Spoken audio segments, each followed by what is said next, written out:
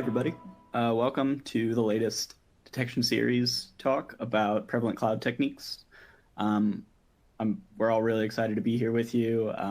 We'll be talking about some really cool stuff, but first some intros. So to start off, my name's Thomas Gardner. I'm a senior detection engineer here at Red Canary with a particular focus on Linux and the cloud. Jose? Yep, Jose Hernandez. I maintainer at Tommy Red team, Lobos project and some other projects like Living Up the Land drivers. Currently in stealth, but formerly cloud threat researcher, and I used to run the threat research team at Splunk. Hi, I'm Casey. I'm a cybersecurity engineer at MITRE, and I work on the MITRE attack team, specifically on cloud techniques.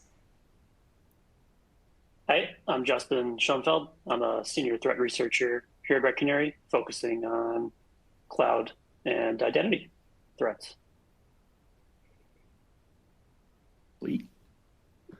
So for the agenda today, we're going to be covering a few big topics, largely like what's so special about the cloud, like why are we all here, why do we care, why do adversaries target cloud assets, what do they do when they target cloud assets through like a intrusion lifecycle kind of exercise, and then finally some really cool stuff in attack for some new like cloud techniques and whatnot.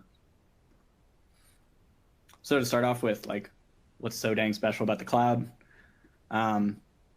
So when you're comparing and contrasting the cloud with like kind of traditional networks or on-prem networks, there's a few like kind of major points to keep in mind when you're doing any sort of security work around there. Some of the big ones are like resources are ephemeral and they can scale on demand. This is really great for like developers, obviously. For security folks, this might be a little tough depending on kind of like what response actions you have to take. Detecting risky like misconfigurations or risky kind of states in your cloud environments, it can be as important, if not more so, than detecting threats directly, because that's really how a lot of threats get in, and you'll see that later. Excuse me. We have like a great diversity of computer-like things in the cloud, which by that we mean like a lot of things look like VMs, like traditional servers, like traditional kind of network stacks, and there's certain specific changes that the cloud makes when they're offering you these services that are really important to keep in mind. Also for us, identities, permissions, roles, configurations, an extremely important bedrock of the cloud, and that means getting them right and getting them wrong can have sometimes like a tricky line. There's also a like shared responsibility between you and your cloud provider, where the cloud provider might, maintain certain aspects of like the hardware their cloud is running on, and you have to maintain all the aspects of the software that you're running on top of that. There's certain dependencies or certain differences between each provider, but that's really an important difference between sort of traditional on-prem where you own everything and where you're sort of leasing or buying services from your cloud providers. I think the first step, though, is, who's targeting your cloud? Jose? Hey, thank you so much for that, Thomas. So I guess before we jump into the who, let's talk a little bit about the why for a second, right? Like, so what are the cloud-based schemes and scams that a lot of actors we see do when they do target a cloud infrastructure? I think by far the most common one we see is the mining magical internet money or cryptocurrency. And I think that this is, like, I mean, if I had to, like 80-20, right, like 80% of the actors are typically going after that. There is, though, a bit of a click fraud that also happens when when an actor compromises a cloud environment. Typically, this is like click bots or YouTube view bots or things like this, right? That end up essentially, again, just like click fraud, stealing compute to mimic bots. But in rare occasions, we do see ransom being deployed, specifically ransom against cloud assets. And typically also that gets laced with stealing data, like walking away with like the ransom and also extort that company. We're seeing a lot of situations where, they're double dipping on the attack, for lack of a better word. But a lot of criminal, like cyber criminal activity, not so much. Yeah, like so they're figuring out how to make money off the backs of others is usually what we tend to see with these actors. So who's targeting cloud assets, right? And there is a plethora of news articles. You can probably dig through a lot of these. I just took snippets of headlines of recent cloud attacks from different actors with different intents. But the large messages here is that a lot of folks are targeting cloud assets and in different ways. And it's consistently happening, and it doesn't land as much in the news as I think it should in some cases, but it is now, if you look for it. With that said, here are some really, I think, big actors, big probably the wrong word, but here are some prominent actors with some of the attacks that I think really hit our industry on the side, and it hurt, right, to some extent, and a lot of us should really look out for these and defend against them, right? First off, in the list is ScatterSpider. I think they became famous enough in the wrong way to be put in the CISA's list of actors to watch out for. And they're the folks behind the Caesar MGM compromise. They got in a lot of they got away with a lot of stuff by essentially abusing IT systems, abusing the way or IT teams, and specifically how they authenticate folks and escalating privileges once they have a valid token on an environment. They have been known to drop ransomware, so this is one of those. Like they actually, I think it's Black Cat or Alpha, they've dropped in the past.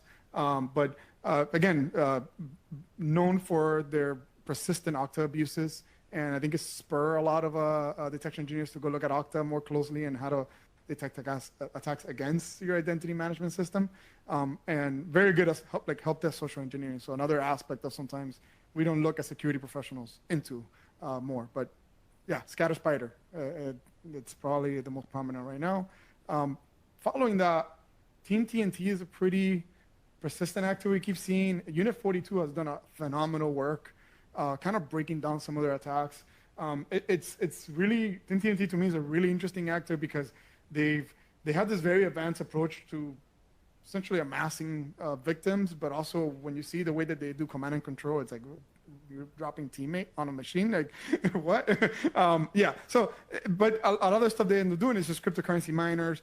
They're known for targeting exposed and vulnerable Kubernetes or Docker deployments, and they actually, again, they have this unique two-prong approach, which is they'll backdoor images for folks to download, like common images that they'll like name stomp, and like Nginx, for example, right? Like have a backdoor and then you run it, you don't even know you're running a compromised like image. And then on the other side, they'll also like scan the internet for vulnerabilities and like known vulnerabilities in Kubernetes and enter that way, right? Like through RCs or applications running on Kubernetes clusters, right? So really another really interesting actor out there targeting cloud environments. APT29 is made it in here mainly because they're famous for finding the crunchy bits between on-prem and cloud, and a lot of mature, larger deployments need to have this hybrid approach, right? I think they did the whole golden SAML, being able to forge SAML tokens on federated AD attack. I think they brought it to the spotlight, and that's worth noting. Again, as a defender, like typically these are the weak spots on some of these cloud deployments. And finally here, Cloud Wizard, I think it doesn't make it in the news as often. They've been around for quite a bit. It's believed that they're Ukrainian-based. They definitely were very, very active during the Russian-Ukrainian conflict.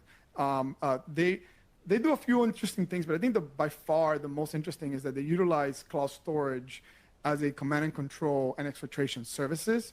And this is interesting for a multitude of reasons. One, we don't see this as often as I think we should, honestly.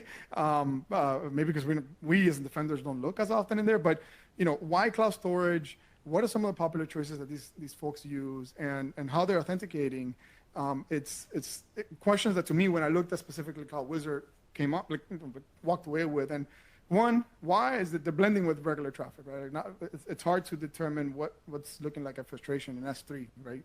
In an environment that's using AWS as a CSP, a CSP, sorry. And again, popular choices are whatever blob storage your cloud provider is going to give you, right? And I think they're, again, Cloud Wizard is known for using already tokens that are available. And so they're using either OAuth token or SAMLs for authentication. So they're kind of walking in there with keys already. They're not kind of, it's rare for them to escalate privileges in some cases. And one of the things I want to highlight is, and specifically MITRE T1102, which is exfiltration through cloud storage, it's pretty, again, prevalent. We just don't see it, I think, as like it's not documented as often. There's 16 known actors that have done this in MITRE, and about 22 different malware families that employ this technique. So again, just things to think about as you're defending your cloud environment from different folks out there that are actually doing bad in the internet. Yeah, I really love the breakdown of all those different threats, just like in one spot, and how widespread all the different platforms are. By now you might be wondering, like, all right, so there's clearly adversaries targeting cloud. What do I do about it? How do I see that? And we're going to focus a lot on Amazon and Microsoft clouds in this detection series. It's not to say there aren't great tools with like Google's cloud platform, but just the ones we're focusing on. So like for Amazon in particular, the visibility and observability pieces, they all kind of like build on top of each other here. And so kind of the base visibility area in Amazon that probably a lot of people just even getting started in the AWS cloud are familiar with is like AWS CloudTrail. This is really like a centralized source of logging for all the different services, all their like EC2, IAM, S3, they all ship control plane and data plane logs to CloudTrail. And on top of that is like Amazon GuardDuty, which is their sort of like in-house alerting system.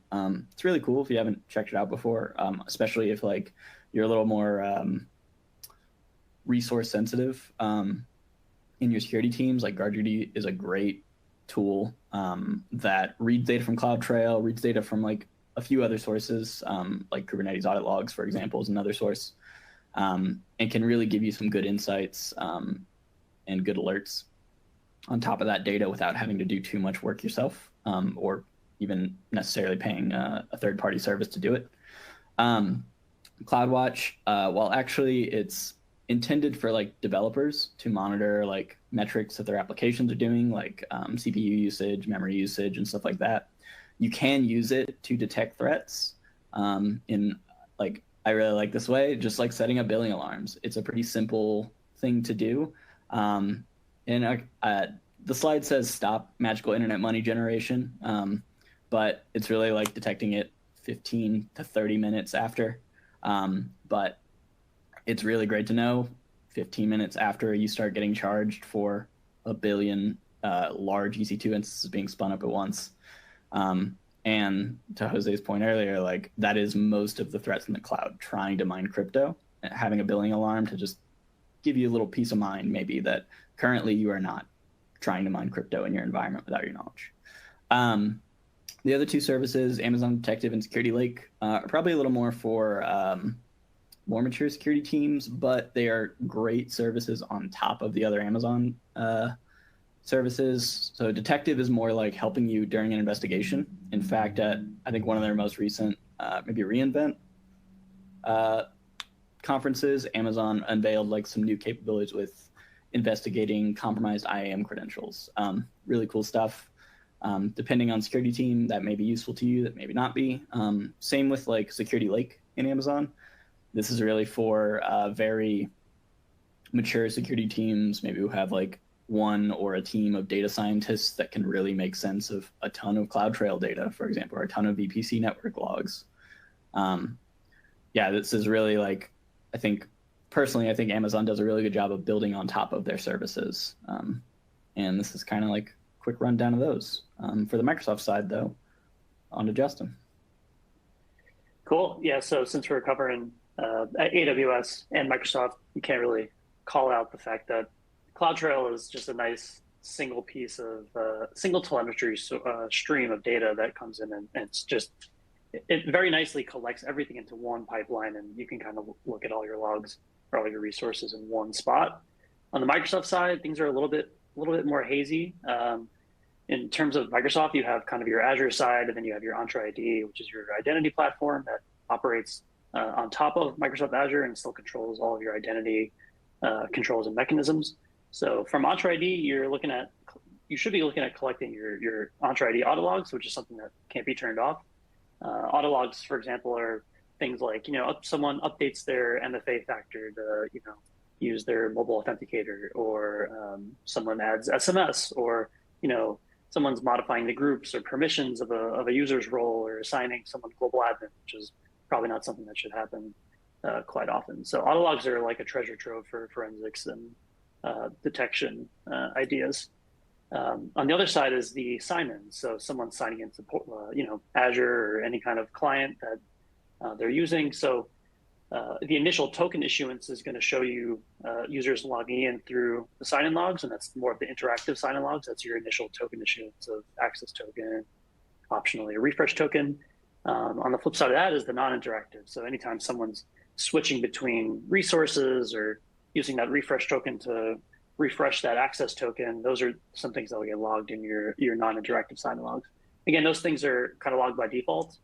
There are some nuances with your licensing that might provide you a little bit more detail inside of the logs, like your risk levels or whatnot, or risk states, which are really useful for detections. So those are really, really important on the Entra ID side. On the Azure infrastructure side, the Azure activity log is also another log source that'll basically give you your control plane level activities. So someone making modifications to your resources, like someone adding a user to the IAM privileges, or removing privileges, or modifying the actual resource at a high level.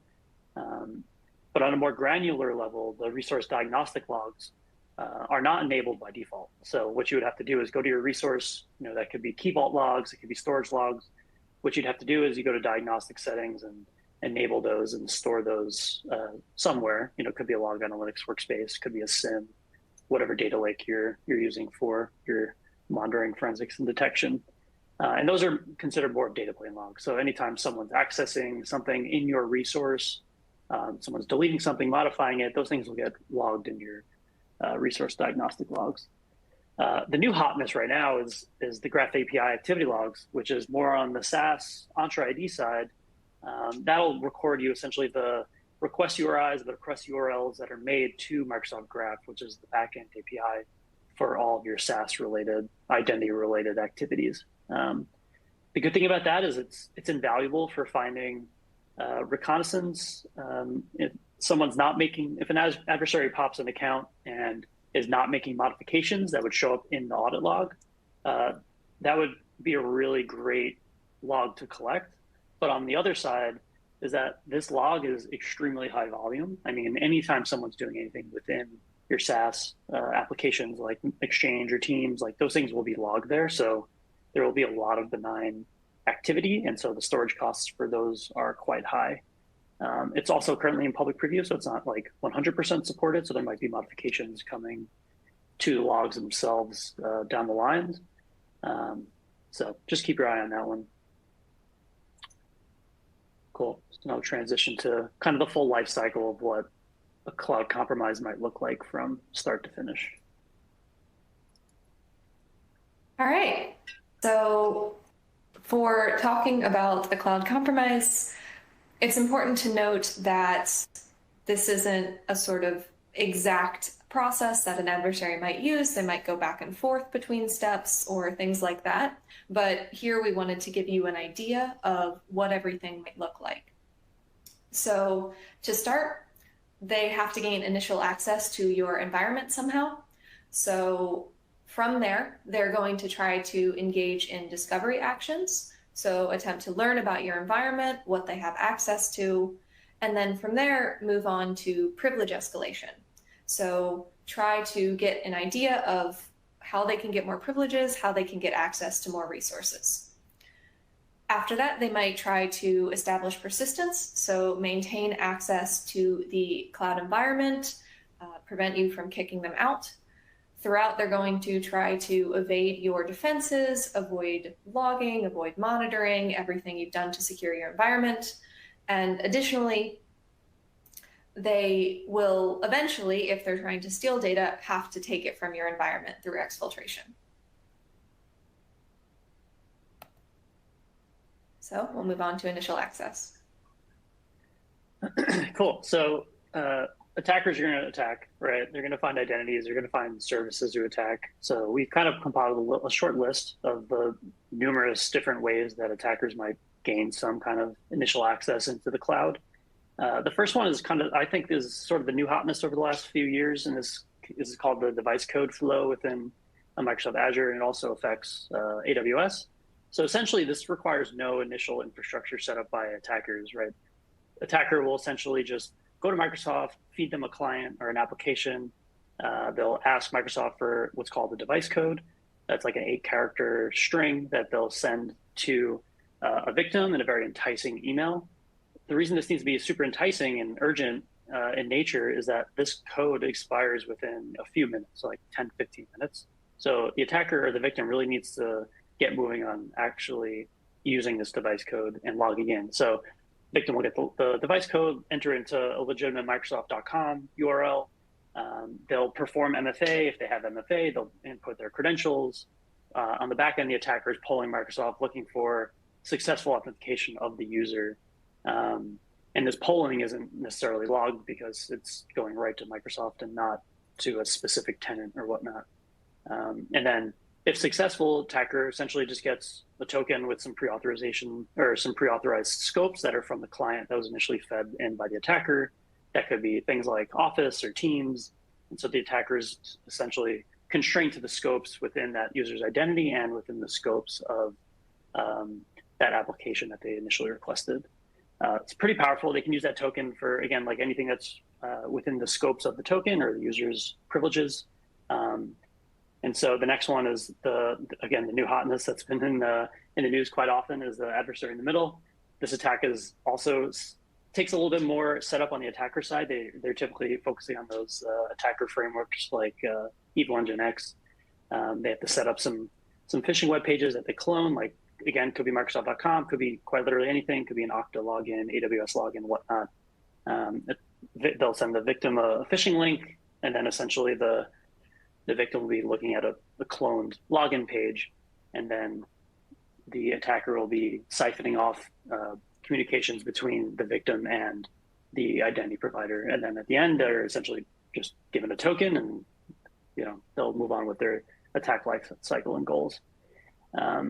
Another one is the application illicit consent grants. So this is more, again, on the OAuth flow side. So attacker is basically just registering an application within their tenant, like a multi-tenant application that could be used by anybody within any other Microsoft tenant. And so what they're doing is they're sending this user a link. They will see that consent grant form if needed. Well, they most likely will see that because this is a brand new application that they've never consented to before in their environment. And so, again, if you can trick that user with some kind of enticing application name, again, like Microsoft Office version 2 or something like that, victim will click accept, of course, and then the token will be sent off to the attacker infrastructure hosted elsewhere. And then they will also have, a token to be used in their initial goals. Again, another one is stolen session tokens from endpoints, which is also, I think, something that will be a little bit more prevalent in the future. So this is more on the endpoint side, pivoting into cloud environments. So, user executes maldoc, there's information stealing malware or custom payload that executes on the box. They're stealing session tokens from Microsoft applications, like they could be dumping the process memory of, Microsoft Office or PowerPoint, doing a grep of the strings within the process dump, and then grabbing the token that's stored within memory. And then, of course, the traditional one is password spraying. Users, attackers are getting a user list and a password list and just commonly, just spraying passwords left and right against the cloud provider or the identity provider. Another one that's picked up steam in the past that's kind of been a little bit mitigated currently is is executing code or server-side request forgery on web apps or applications that live within like an EC2 instance, for example, like Amazon. Attackers will probe the web app, look for an SSRF, then essentially in the back end, there's something called the instance metadata service, which provides a little bit of metadata about the EC2 instance, which could include credentials like your short-term credentials that the attacker could take advantage of the SSRF, request credentials, do some more discovery within the environment, and then possibly have a token. And so what we highly suggest is you just enable IMDS v2, which makes it more session-oriented with put requests and makes it a little bit harder for the attacker to modify those headers during their attack. And so just some basic like initial access detection ideas. For those device code flow attacks, we'd want you to really just focus on the Entra ID interactive sign-in logs and focus on the device code. It's really unusual for someone that's not engineering based, like a C-suite executive to use device code. So that'd be a really interesting thing to join your directory info with your sign-in logs and kind of provide a little more context in the user's job title, for example. The OAuth illicit consent grant, you're really looking for the consent to application operations within Entra ID audit logs.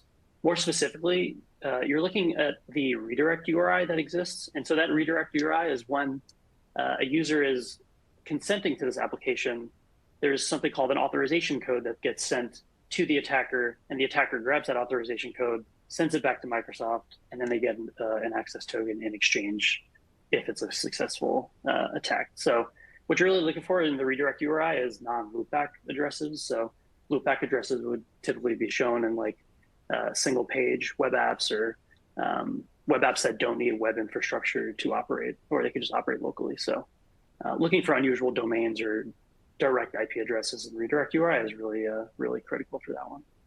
And then of course, if you're using any like sort of cloud detection products like Defender for Cloud or GuardDuty, some of their anomalous token alerts or impossible travel alerts also will be pretty invaluable to you. But again, they could have a lot of noise in them. So we'd highly suggest you go in and tune those or do what you need to reduce the noise there if possible. And then of course, for the IMDS v1 SSRF issue or attack rather, really just audit your EC2 instances and check which ones are using IMDS v1. And then of course, normal vulnerability scanning on your web apps is also super critical to find potentially vulnerable web apps. Cool, so now on to discovery. Yeah, so once like access has been established initially, whether that's through like phishing a user or compromising a EC2 instance and stealing a like short-term token, an adversary is going to have to figure out who they are, what they have access to, how they can sort of keep going along this like intrusion life cycle. So the main things they look for, like in our experience, is like, all right, what permissions or what roles do I have access to? This is very similar to like your on-prem like AD kind of compromise. In the cloud, they'll also look at like, all right, what resources does this user, this identity normally interact with? Maybe as a stepping stone to those resources, a stepping stone to other resources, or like other ways of like maybe backdooring the environment so they can maintain access that they've established now. They also look for like other identities if they happen to have the permissions available to them to do that. So like, especially if they are able to phish an admin, it'd be really great to know who the other admins are so that if this particular account gets detected, they can know who to target next or know how to blend in next. But one really important point about discovery is like, while adversaries are going to discover things, it's really hard to build detection directly off of this, even with like large time span query kind of stuff. And that's largely because discovery generally happens with a valid account. And a lot of applications and a lot of users just have to run these kinds of like discovery commands or basically understand where they are in an environment very often. So these are like really high noise things that help inform maybe forensics investigation more so than help you build like detection logic. So like for that reason, we're not really given detection ideas here. These are more like operations in AWS and Azure that are of note, that indicate sort of discovery is happening. In AWS, stuff like listing users and roles, or like the policies attached, inline policies, or like managed policies. Those really fall under this sort of discovery phase. In Azure, reading identities, reading the managed identities that Azure manages, and any sort of, just like AWS, policies or roles that are defined in an environment. Importantly, like, again, these are high noise things, not quite as high noise as that Graph API logs are, but it's not like uncommon to see users legitimately doing this, especially like we've seen a lot of developers who have access to a lot of roles and sometimes aren't sure why they kind of get denied on an account, and it's because they're just in the wrong role, and they just switch over to that other role and do their thing and do their job legitimately. As well as like one of the most like noisiest things you could do for discovery portion is just logging into the AWS console, bringing up all those different like metrics and listing all those like instances and all the services. All of those are API calls logged into CloudTrail. And so it's really easy to like confuse maybe some high discovery, high noise events there with just like a normal console login that the user isn't even intentionally doing. They're just logging in interactively to a web console. Privilege escalation, next up. All right, so right now we're going to talk about privilege escalation. One of the kind of first things to note is that a lot of times adversaries might not have to escalate privileges at all. I'm sure a lot of you have seen reports and studies that say something like 90% of cloud accounts have permissions that they don't use and don't need.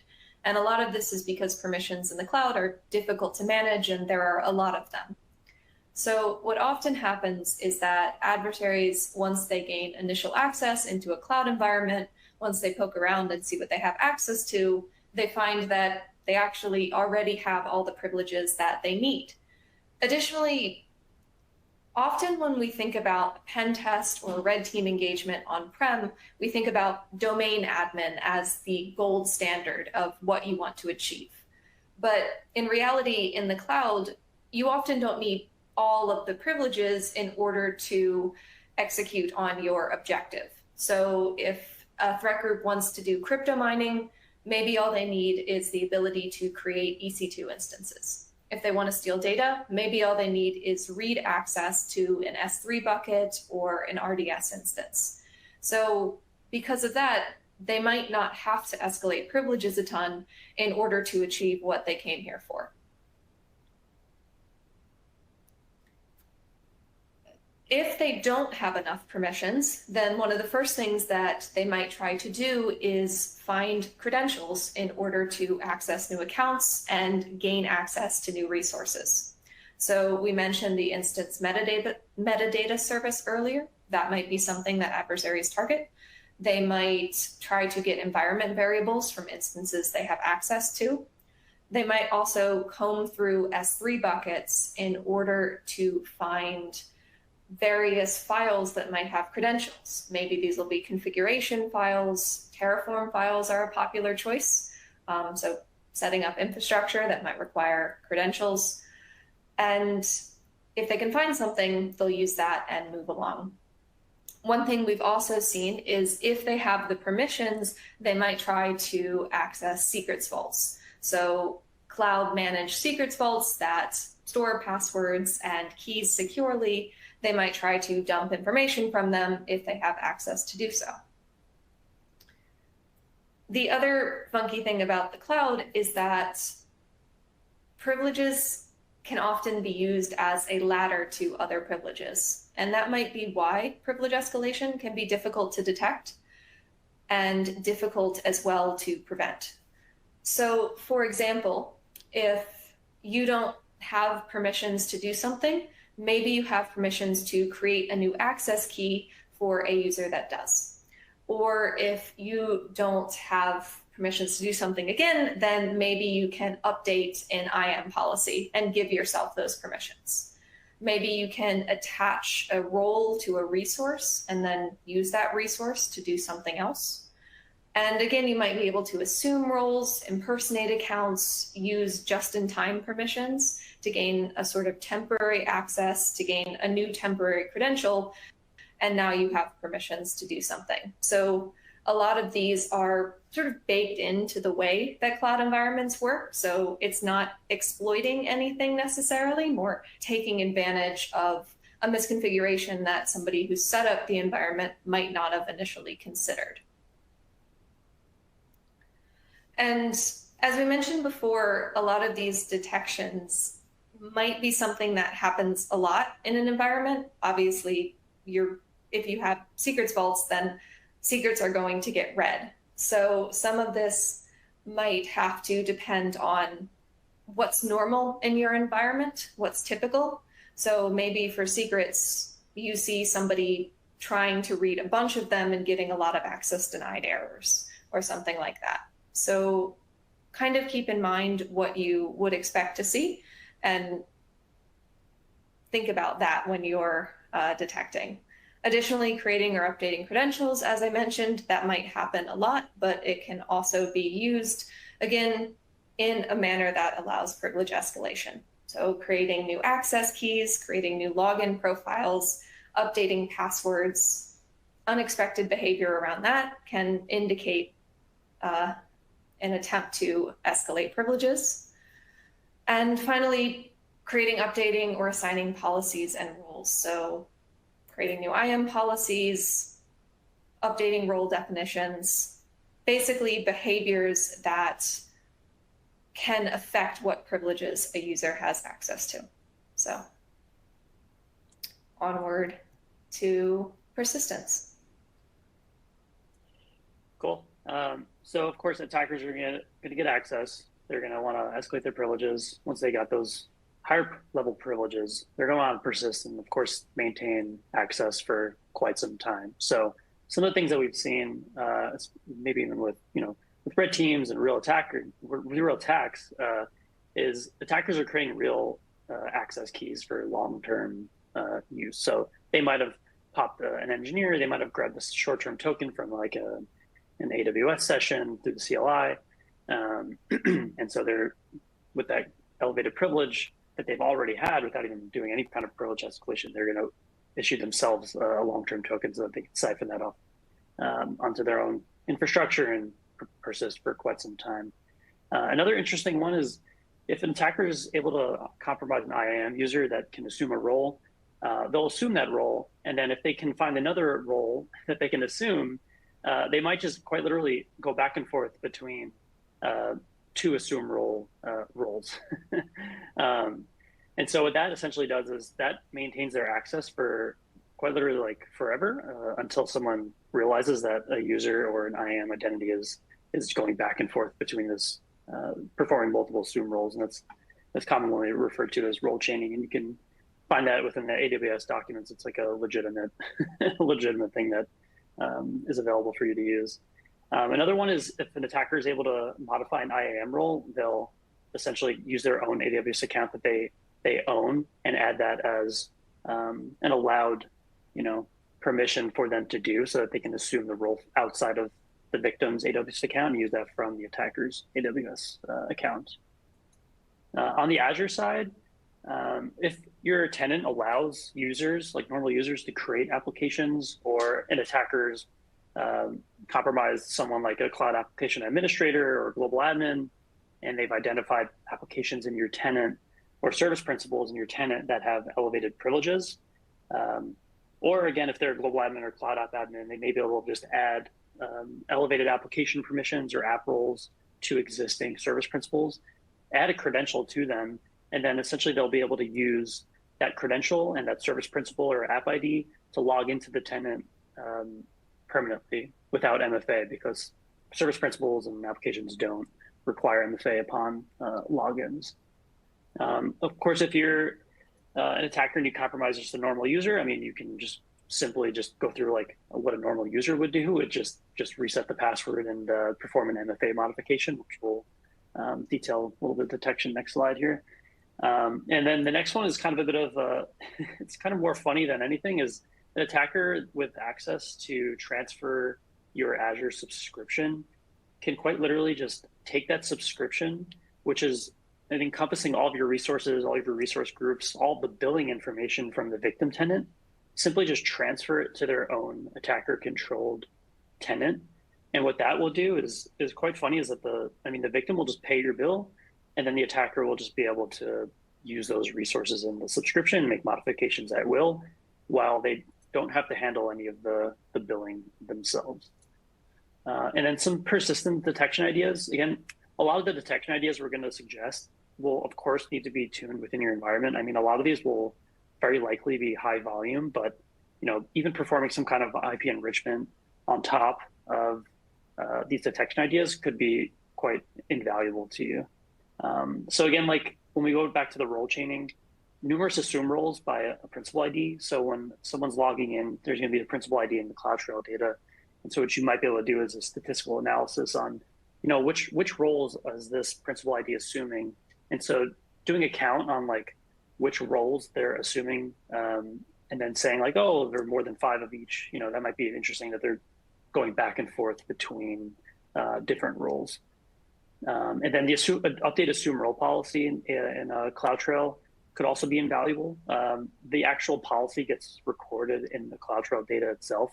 So being able to do some kind of a grep on, whatever the format of an AWS account is, which is just straight up integers, doing a grep on that policy within the CloudTrail data, you might be able to just grep out AWS accounts that might be in the modified policy, and just identifying which ones are owned by you and which ones you just have no idea where they came from. And then for the long-term access keys, create access key might be a little bit noisy in your environment. There might be legitimate use cases for creating long-term access keys. Of course, that's sort of frowned upon. Short-term should be always the go-to there. On the Azure side, within the audit logs, to identify credentials or certificates being added to applications, there's a update application -certifications operation that gets logged. And so that'll just basically tell you whether a password or certificate was added, the user. That shouldn't quite often be used. So that one might be interesting to just keep an eye on. And then transferring subscriptions in the Azure activity log, you'll see an event or an operation for this Microsoft.subscription update tenant action. And then in the summary field within that log, it'll start with like move from tenant from here to there. That shouldn't happen quite often. I mean, that really shouldn't happen almost ever, unless you might be using some MSP to manage your subscriptions or whatnot. So that might be an interesting one to keep an eye on. Change password self-service is probably going to be pretty noisy unless you don't allow self-service. So that one might be a little bit noisy in your environment entirely. So, but it does exist. The auto logs are a treasure trove. They give you a lot of good, a good trail of what users are doing and making modifications within your tenant. So moving on to defensive evasion. Yeah, so at this point, we're pretty far into the intrusion lifecycle. Like attackers they've gotten in, they know what they have access to, they've maybe established some persistence, maybe gone through a few rounds of like escalating privileges and moving within your environment. And now they're interested in just like evading you. And this isn't all attackers, like someone like maybe Team, for example, that Jose referenced earlier. They just want to mine crypto as quickly as possible, and you'll kick them out and they'll be fine and come back later if you give them the opportunity. But more advanced adversaries, maybe they'll do certain things. For like disabling logging, like I personally like to think of this as sort of like a input, logic, and output. Like you can modify any of those three to effectively disable logging depending on the provider. There's a lot of like guard duty stuff here because I am very comfortable in Amazon, but we'll try and also add in some cool Azure stuff as well. For example, for guard duty, like you can kind of modify the logic or for guard duty by like trusting some IP subnets, right? They call these IP sets. In GuardDuty, you like create IP set, update IP set. This is effectively just an allow list or a block list. You can also remove an account. Depending on how your GuardDuty is set up, there might be a use case for like different accounts to have their own guard duties, and then they all report up to sort of a administrative GuardDuty account. If you remove one of these from the administrative, it's possible that the sub account isn't actually configured correctly to send logs or alerts to your security team, and so adversaries can just sort of hide in that way. And it's something that Permiso had a really cool write-up about recently. There's also like modifying the inputs. So like for like GuardDuty and like Defender are kind of similar, or sorry, Azure are kind of similar in that you can sort of expire logs from like storage buckets. You do this for like CloudTrail, you can modify like put bucket lifecycle. There's a really great like Stratus Red Team test for doing exactly that. That's really automated that I really like personally. You can also delete trails. In Azure, this is sort of like disabling diagnostic settings. You can't necessarily delete things as easily in Azure, but you can turn off the logging entirely, just like in AWS. And then as far as like sort of the outputs or the logics, modifying more logic things, you can suppress findings both in GuardDuty and in Defender.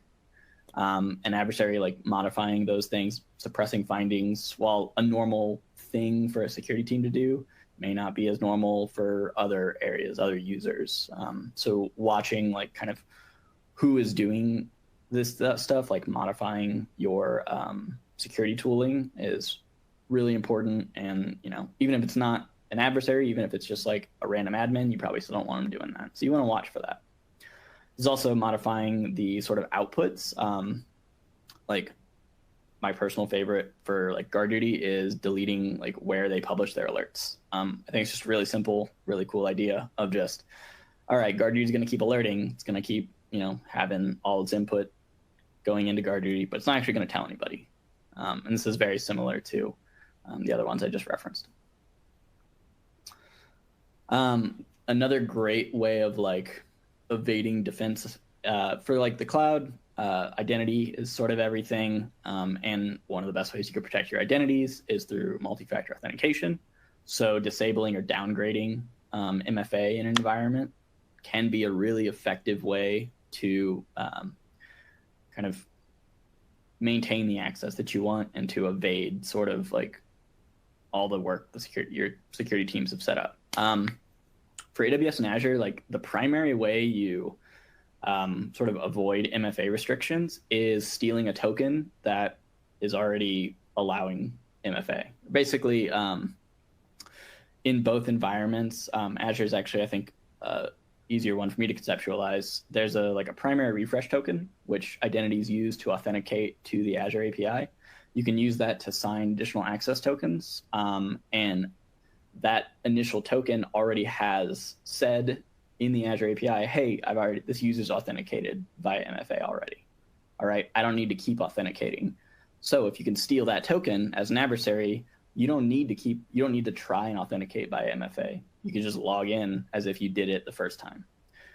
The same concept applies in AWS. There's a specific API call called get session token that's intended for users when they need to log into the API by MFA. They use this event.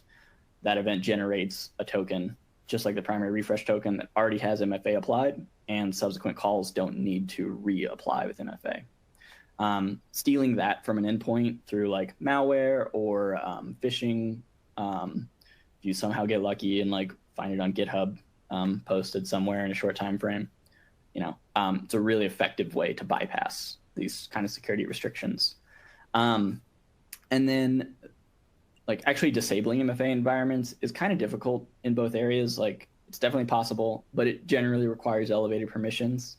In AWS, for example, you can delete MFA devices entirely from an identity through the like deactivate MFA device event or API. And then for Azure, you can, example, default MFA to SMS for certain services, stuff like Teams or like Exchange or whatever. Doesn't happen for all services, and it requires global administrator.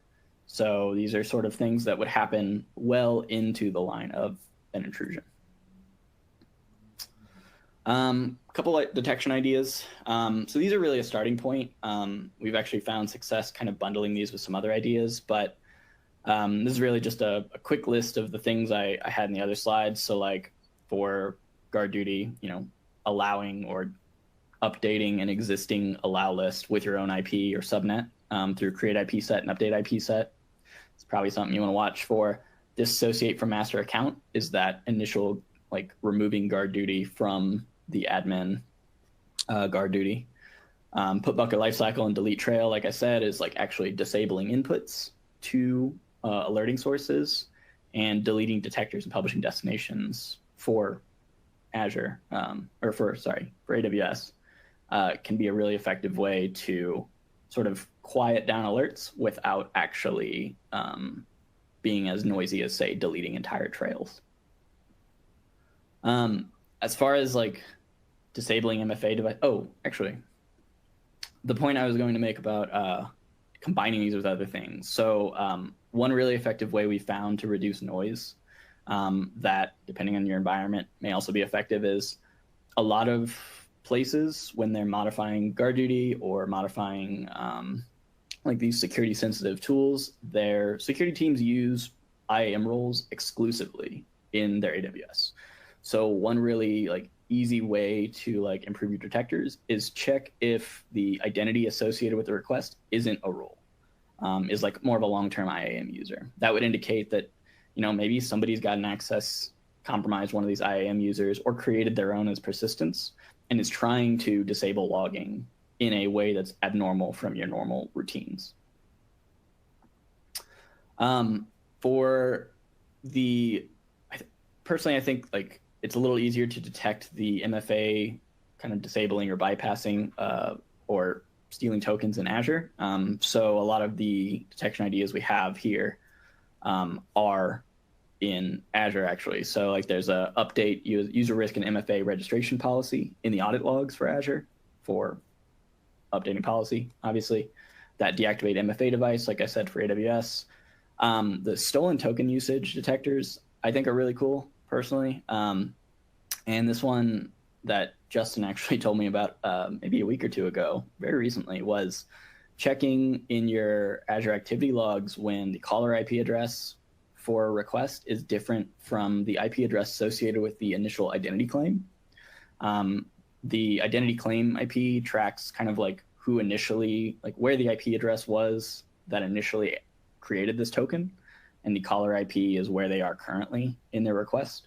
Now, this could happen normally with things like, I actually just did this earlier today, log in for my home IP, VPN in to like a corporate VPN, and then do other stuff.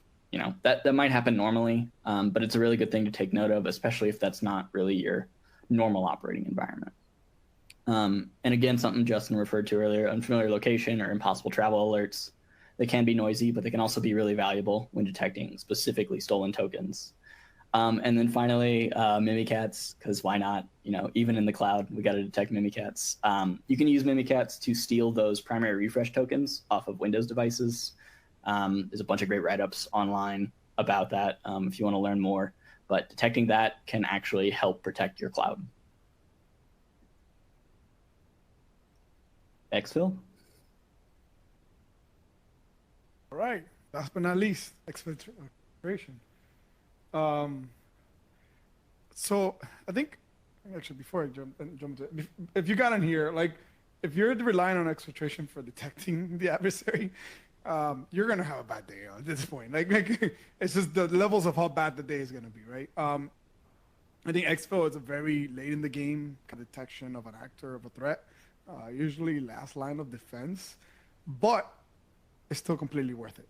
And the reason being is it could be, again, any step of the chain that gives you visibility to that actor, even if it's the last step where he's walking away with their data, it's worth it. And like we said earlier, usually cloud actors are not exfiltrating stuff out. unless again it's a really bad situation, usually crypto mining. But like I said, it's totally worth it, and it's a little bit nuanced in the cloud, although not too different from on-prem. So all that said, let's jump into it. So specifically, I want to focus on what we call direct download from cloud storage, which is T1567002, which is unauthorized data transfer out of to a cloud storage service. In this case, cloud will be used against you, or actors will use it against you, right? And what that means, or really mean, is actors or threads will set up storage services to move whatever data they stole from you out, right? And we see it a lot of some situations. This typically end up using Mega and Z for some reason, or S3 or OneDrive or Dropbox as a services that they think to move the data out to. And the interesting part is that, again, in many situations, the actors or threads will end up using common tools already on the operating system. So in the Windows side of the house, they may end up using zip or something similar to archive things up and then move them, or rclone. Again, if they're in an instance, in more Nix kind of environments, they'll use something like curl or wget clients to move data out. But usually, again, the whole premise is they're going to move it out to a cloud service that they then have control over. This is again a tricky thing to detect for the most cases. There is a actually here let me jump into that. So a few detection ideas. Some of it are kind of like obvious in here. Look for data movement tools, right? So wget, curl, rclone, rsync. There's some really good. I have some references here. Like Sigma has a few good examples. Or like for rclone, looking for the user agent. Actually, we'll talk about this in 1 second. But like a Tom Red team has really good simulations for like Mega and Z and like exfiltrating data through Mega and Z. But look for the tools. Look for the services. Ideally, services that I encourage folks to like create a list of, hey, here are the services we're going to allow, or at least they're not risky in our organization, we commonly use, and then here are the services that are kind of risky, we shouldn't never be using, and then create detections for those, or at least something that generates an alert for those that you can correlate with something a little bit more stronger. But keep note of that, right? Like, what is your environment using and what's not? And if a weird service, like again, Mega gets used by a user, that should definitely raise flags somewhere, right? Like I mentioned earlier, there's actually another really good rule that Nas wrote for the Sigma project that looks for like uses process creation data to look for like suspicious curl usage to upload data. Again, if an actor like Team.TNT is a compromising Kubernetes instance, a pod, they'll end up using something like curl to exfiltrate data out if they ever do that. Again, rarely seen by specifically Team.TNT, but it is seen in the world. But that's exfiltration detection ideas in a bucket, in a nutshell. Here. What's All new right. attack? So we're going to cover what we've done in the past attack release and how it relates to what we've been talking about. So a lot of the things that we wanted to tackle for the past release were related to that funky behavior around accounts and permissions I was talking about for privilege escalation. And one of the main changes we made is that account manipulation, which is a technique that focuses on ways in which adversaries modify accounts. So creating access keys and new credentials, adding roles to accounts, things along that nature. That was previously under persistence because that sort of behavior can help an adversary maintain access to an account. And that's still the case. But we've also added it to privilege escalation to capture the ways in which those sorts of behaviors can increase the privileges available to an adversary. So like I mentioned before, creating access keys or modifying IAM policies in order to access new users, access new resources, get new permissions. We also added a sub-technique called temporary elevated cloud access, and that's covering ways in which adversaries can take advantage of those kind of temporary role creation. So just-in-time roles, for instance, impersonating accounts, passing roles to EC2 instances, for example. So using those baked-in functions in cloud environments in order to generate these temporary credentials, to get temporary privileges, and gain new permissions. We also tried to cover some abuse of services offered by cloud providers that we're increasingly seeing. So I mentioned cloud secrets management stores. These are, again, adversaries dumping credentials from them, trying to find information. It didn't fit under unsecured credentials because this is where these credentials are supposed to go. So we wanted to capture that specific behavior. Additionally, direct cloud virtual machine connections. So in some cases, adversaries might connect to a cloud instance with SSH or RDP. But in other cases, they might use tools that are baked into the cloud console. So things like Azure Serial Console. And that allows them additionally to gain access to cloud virtual machines. So that is also worth detecting on, it's worth looking at, and it's a way in which adversaries are laterally moving to different cloud virtual machines and using those to achieve their goals. And finally, we've talked a little bit about disabling logs, but in some cases, adversaries might try to access logs. And this technique applies both on-prem, so Linux and Windows and Mac, as well as in the cloud. But adversaries might be able to gain information about an environment from the logs. So information about hosts available, information about software available, even just a picture of what normal behavior looks like. So they might be able to better evade defenses later. So that sort of behavior we wanted to take into account. Next is testing the cloud environment. So how do we kick the tires on this stuff? So really quickly going through it, if you don't know already, Red Canary hosts this amazing, beautiful project that's open source called the Tom Red Team, and is a catalog of essentially attacks. And it has a very deep wall for cloud-based attacks. Again, if you haven't checked it out, that's the site, highly recommended. I want to highlight specifically two TTPs or techniques that Tom Red Team has attacks for that we cover today, actually. As Thomas mentioned earlier, impairing defenses or disabling cloud logs is pretty common, very typical. And if an attacker disables your logs and then disables your billing, you may not even know that your magic internet money is now getting mined on your dime, right? Which is not great, right? So again, the Tom Red Team has actual attacks, simulated attacks that work against AWS CloudTrail, Azure Event Hub, Office 365 Exchange audit logs to test whether you can detect these things or not in your environment. And about 10 other different tests actually under the CTP as well. I just didn't want to plaster them all over this slide. But yeah, there's like a deep way to test this with the Tom Red Team if you haven't checked it out.